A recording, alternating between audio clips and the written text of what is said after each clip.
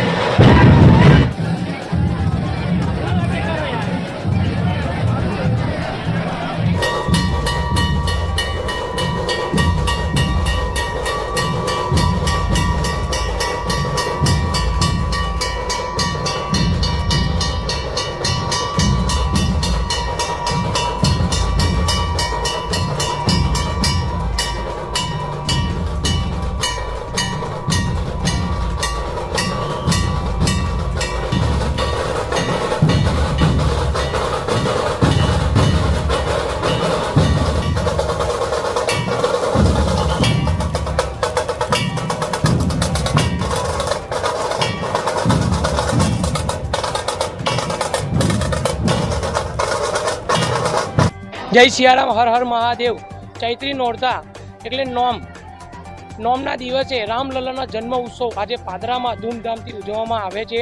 હિન્દુ એકતા સંગઠન દ્વારા વર્ષ 3 રામનવમીની ભવ્ય ઉજવણી કરીએ છીએ અને ભવ્ય શોભાયાત્રા કાઢવામાં આવી છે। તેમાં હજારો સંખ્યાની ભક્તો જોડાયા છે અને આ શોભાયાત્રામાં વિવિધ આકર્ષણમાં કર્ણાટકના હનુમાન દાદા, રામ ભગવાન અને અઘોરી બાબાનું પણ આગમન કરવામાં આવ્યું છે અને પાદરાના જનતાએ ખૂબ સાથ સહકાર આપ્યો છે અને આ હિન્દુ એકતા સંગઠનને જે સપોર્ટ કરી રહ્યા છે તમામ ભાવિક ભક્તોનો અને જે દાતાશ્રીઓનો ખૂબ ખૂબ આભાર માનીએ છીએ અને આવી રીતે પાદરામાં ઉત્સાહ ઉજવતા રહીએ અને રામલલ્લાનો જન્મ આવી રીતે અમે ઉજવતા રહીએ।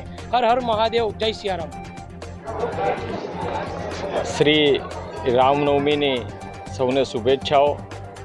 આજરોજ પાદરા તાલુકામાં રામનવમીના વિવિધ ઉજવણી કરવામાં આવી છે।